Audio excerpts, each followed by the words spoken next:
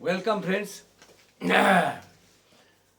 আজকে একটা ভালো খবর দিচ্ছি, স্কিপ করে যাবেন না। ট্রাম্প হেরে যাচ্ছেন, আমেরিকা যুদ্ধক্ষেত্র থেকে পালিয়ে যাচ্ছেন। কয়েকদিন আগেও বলেছিলাম, এখন আবার বলছি, আজকে একেবারেই পরাজয়ের দোরগোড়ায় চলে এসেছেন ডোনাল্ড ট্রাম্প তথা আমেরিকা। কেন, কি কারণটা কি, আমি অন্তত 10-12টা কারণ আপনাদের সামনে তুলে ধরছি কেন করছে। কারণ প্রথমত আমেরিকা যেভাবে ভেবেছিল যে চীন আরে কি জানি বলে ইরান এত দুর্বল ভেবেছিল, সেই ইরান কিন্তু আজকে 1 মাসাধিক কাল ধরে যুদ্ধ চালিয়ে যাচ্ছে। শুধু যাচ্ছে না, নাস্তানাবুদ করে দিয়েছে ট্রাম্পকে, এবং ট্রাম্পকে পৃথিবীর রাজনীতিতে একঘরে করে দিয়েছে। ট্রাম্পকে বিশ্ব রাজনীতিতে প্রায় একঘরে করে দিয়েছে ইরান।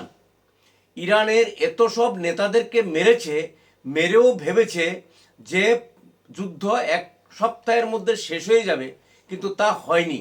এখন আমেরিকার একমাত্র বন্ধু বাংলাদেশ এবং পাকিস্তান, এবং দুটি ভিখারি রাষ্ট্র, এদের হাতে আর কোনো অল্টারনেটিভ নেই। তাহলে আর কি কি কারণ আছে, সে কারণগুলো আমাদের একটু খতিয়ে দেখতে হবে। ট্রাম্প এখন তার নিজের দেশেই বন্ধুহীন অবস্থায় হয়ে আছে। আন্তর্জাতিক লেভেলে তো আছেই, তার নিজের দেশেই তাকে এখন সব ছেড়ে যাচ্ছে। তার army chief of the army staff থেকে শুরু করে অ্যাটর্নি জেনারেল অনেক এরকম উচ্চপদস্থ যারা আছে অফিসার, তারা সব পদত্যাগ করছে।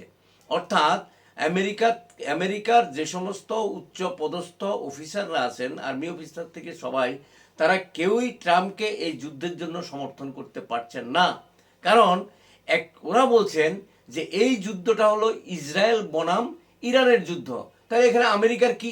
কারণ ইরানের একটা মাত্র স্ট্রোক, হরমুজ প্রণালী বন্ধ করে দেওয়া, ইউরোপিয়ান শক্তিগুলোর থেকেও আমেরিকা বিচ্ছিন্ন হয়ে গেছে তার ন্যাটো জোট থেকে।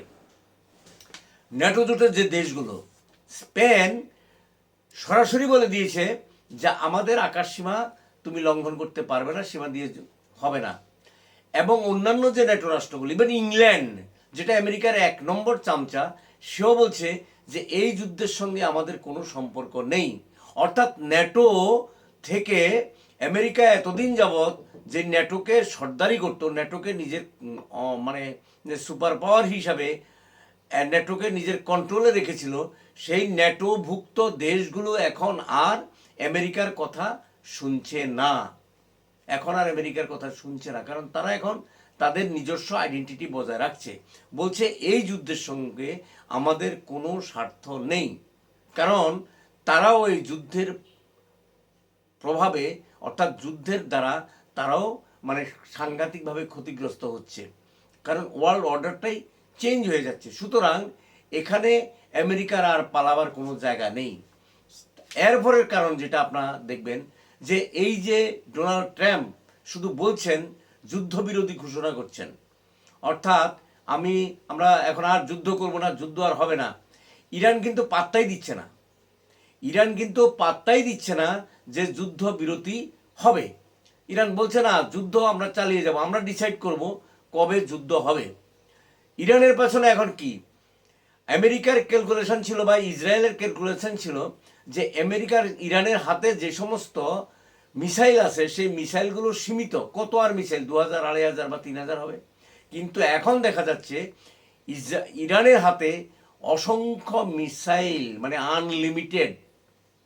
মানে কি, মানেটা হলো রাশিয়া এবং চীন ইরানকে সাপ্লাই দিয়ে যাচ্ছে। আর ইরানেরও যুদ্ধ প্রস্তুতি হিসাবে অনেক আগে থেকেই ইরান বুঝতে পেরেছিল, তার যে ইরানের যেই থিঙ্ক ট্যাঙ্ক, অর্থাৎ তার যে পরিচালন শক্তি, অর্থাৎ আমেরিকা ভাবছিল যে তার আয়াতুল্লাহ খোমেনিকে মেরে ফেললেই যুদ্ধ শেষ, কিন্তু 11 জনের মতো অফিসারকে, যাদের রাষ্ট্রনায়ককে হত্যা করেও আমেরিকা কিছুই করতে পারেনি। অর্থাৎ ইরান ঠিকভাবে তার যুদ্ধ চালিয়ে যাচ্ছে, নেতৃত্বের কোনো অভাব হচ্ছে না। তাইলে দেখুন ইরানের যে সেই সেটআপটাকে কতটা স্ট্রং করে নিয়েছে। এবং ইরানের ভিতরে যে সমস্ত শক্তি, অর্থাৎ যারা এই যে কট্টরবাদী বা আয়াতুল্লাহ খোমেনির বা এই যে প্রেজেন্ট যে শাসক ইরানের, তাদের বিরুদ্ধে যে সমস্ত ক্ষোভ টোপ ছিল, তারা সেগুলোকে এখন সব কিছু বাদ দিয়ে তারা এখন জাতীয়তাবাদে উদ্বুদ্ধ হয়ে গেছে। অর্থাৎ তারা বলছে যে আমরা এখন কি চাই, আমরা ট্রাম্পের পরাজয় চাই, আমেরিকার পরাজয় চাই, ইরানকে রক্ষা করতে হবে আমেরিকা এবং ইসরায়েলের হাত থেকে। নেতানিয়াহু নেতানিয়াহু এত দূরদর্শী, ইহুদি জাতি এত দূরদর্শী জাতি, কিন্তু নেতানিয়াহু কিভাবে এই যুদ্ধ গেম প্ল্যানটা খেললেন, এখন তো পালিয়ে বেড়াচ্ছে। এখন ট্রাম্প নেতানিয়াহুকে দোষারোপ করছে যে তোমার বুদ্ধি ধরে, তোমার পলিসি ধরে আমরা এখন মার খাচ্ছি। ট্রাম্পের বিরুদ্ধে যারা ট্রাম্পকে ক্ষমতায় বসিয়েছিল, সেই জনগণ এখন ট্রাম্পের পেছন থেকে সরে গেছে। কারণ কি, ট্রাম্পের যেই প্রাক্তন আর্মি অফিসার আছে, তারা সব ট্রাম্পকে এই যুদ্ধ চালিয়ে যাওয়ার জন্য, এইভাবে যুদ্ধ শুরু করার জন্য তারা বিরত থাকার জন্য বলেছে। কিন্তু ট্রাম্প কিছুতেই সেটা শুনেনি। ট্রাম্প চেয়েছিল বিশ্ব রাজনীতিতে হিরো হয়ে যাবে, মানে অবিসংবাদিত নেতা হয়ে যাবে, কিন্তু না, সেটা তিনি হতে পারেননি। দেখুন, আমেরিকার যে 3-4টি বড় বড় সংবাদ চ্যানেল মাধ্যম, হ্যাঁ, যারা যারা ট্রাম্পকে ক্ষমতায় বসাতে তারা যথেষ্ট সাহায্য করেছিল, সেই 3জন অন্তত, আমি বলবো জো রোগেন, টক্কর কার্লসন এবং ম্যাথিউ বার্লেট, এরা ট্রাম্পকে যথেষ্ট পরিমাণে হেল্প করেছিল ক্ষমতায় আসার জন্য। কিন্তু এখন এরা ভুল করছে। তারা বলছে যে আমরা ভুল করেছি, আমরা কাকে ক্ষমতায় বসালাম। এখন তারা সম্পূর্ণ ট্রাম্পের বিরুদ্ধে বা আমেরিকার এই যে বিরুদ্ধে আমরা যাচ্ছি। ছাত্ররা, আমেরিকার জনগণ এখন বলছে নো কিং, অর্থাৎ সর্দারি, অর্থাৎ রাজতন্ত্র আমরা আবার ফিরিয়ে আনতে পারবো না, দেব না। আমেরিকাতে ডেমোক্রেটিক সিস্টেম থাকবে। যে কোনো দেশের উপর যে হস্তক্ষেপ করা, যুদ্ধে দেশকে জড়িয়ে দেওয়া এবং অস্ত্র ব্যবসা, যেটা ট্রাম্প ভাবছিল এই যুদ্ধকে লাগিয়ে করে নেবে, এখন আমেরিকার অস্ত্রের বাজার খুবই খারাপ, খুবই খারাপ, সেটাও ফ্লপ করেছে। এখন যদি একমাত্র আমেরিকার এই অস্ত্র ভাণ্ডারকে যদি শক্তিশালী করতে পারে, আমাদের পার্শ্ববর্তী এখন ভিখারি বাংলাদেশ। কারণ এরা যদি কিছু অস্ত্র কিনে মার্কিন অর্থনীতিটাকে যদি একটু সবল করতে পারে। আরেকটা পয়েন্ট যেটা খুব ইম্পর্টেন্ট মনে রাখবেন, সেটা হলো যে বিশ্বব্যাপী এখন বিভিন্ন দেশগুলো, সেখানে আপনার ব্রিক্স থেকে শুরু করে, ইউরোপিয়ান ইউনিয়ন থেকে শুরু করে অন্যান্য যে দেশগুলো, চীন এবং রাশিয়া তো আগের থেকেই আছে, তারা এখন মার্কিন ডলারের উপর আঘাত হানছে। এখন আমেরিকাকে ধ্বংস করার একমাত্র রাস্তা হলো পরমাণু বোমা দিয়ে হবে না, তার ডলারের গুরুত্ব কমিয়ে দেওয়া। ডলারকে যদি না নিয়ন্ত্রণে আনা যায়, অর্থাৎ ডলারের গুরুত্বটা যদি কমিয়ে দেওয়া না যায়, তাহলে আমেরিকার অর্থনীতিকে পঙ্গু করা যাবে না। আমেরিকার অর্থনীতিকে পঙ্গু করার একমাত্র দিশা হলো, একমাত্র রাস্তা হলো সে ডলারের গুরুত্ব কমিয়ে দেওয়া। চীন অলরেডি শুরু করে দিয়েছে, রাশিয়া শুরু করে দিয়েছে। এখন অন্যান্য রাষ্ট্রগুলিও তাদের মধ্যে তাদের যে আর্থিক লেনদেনের ক্ষেত্রে যে নিজস্ব মুদ্রা ব্যবস্থাগুলোকে চাঙ্গা করার চেষ্টা করছে। সুতরাং আমেরিকার যে পতনের দিকে যে আমেরিকা যাচ্ছে, সেটা অনিবার্য পতনের দিকে যাচ্ছে। আমেরিকার জনগণ যেমন ট্রাম্পের বিরুদ্ধে গেছেন, ঠিক তেমনি ইরানের যে শক্তি, সেই শক্তিটা আরও বেশি চাঙ্গা হয়ে উঠছে।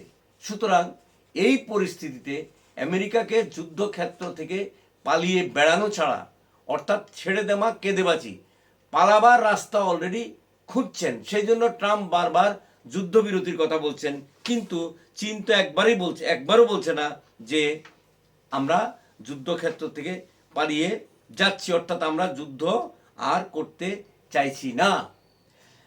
ট্রাম্পের সবচেয়ে আরেকটা বিখ্যাত বিপজ্জনক বিষয় হলো আমেরিকার যে ভাইস প্রেসিডেন্ট, তিনি এখন ট্রাম্পের সঙ্গে নেই।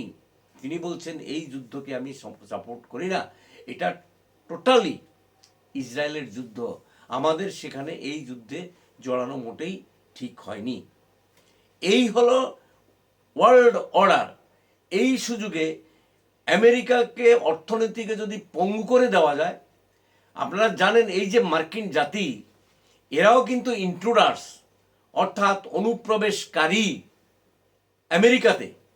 আমেরিকার যারা আদি অধিবাসী ছিল, অর্থাৎ যারা মূল নিবাসী ছিল, ইন্ডিজিনাস পিপল যারা ছিল, সেই রেড ইন্ডিয়ান, তাদেরকে মেরে কেটে আপনার একটা সময়, অর্থাৎ মানে চতুর্দশ শতকের বা এরকম সময়ে আমেরিকা থেকে দলে দলে এই শ্বেতকায় শ্বেত চামড়ার লোকরা সেখানে গিয়ে আশ্রয় করে এবং সেখানে উপনিবেশ স্থাপন করে। আপনারা জানেন সেটাও আবার এক সময় সেই উপনিবেশ স্থাপন করার পর ওদের সঙ্গে আবার লড়াই হয়েছিল ইংল্যান্ডের জর্জ ওয়াশিংটনের নেতৃত্বে, সেটা আপনারা জানেন।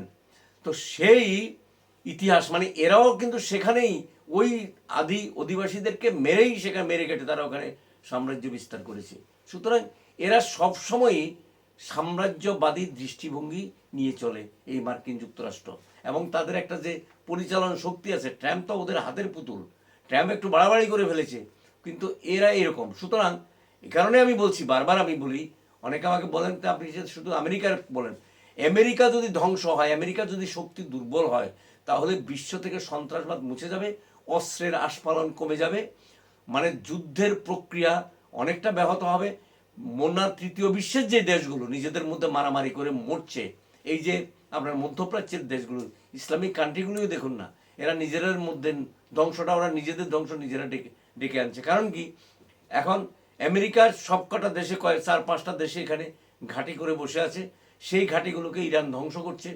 ধ্বংস করার পরে সেখানে তেল নষ্ট হচ্ছে, তাদের যে সম্পদ নষ্ট হচ্ছে, অ্যাকচুয়ালি ইকোনমিক্যালি তারাও যথেষ্ট পরিমাণে দুর্বল হচ্ছে।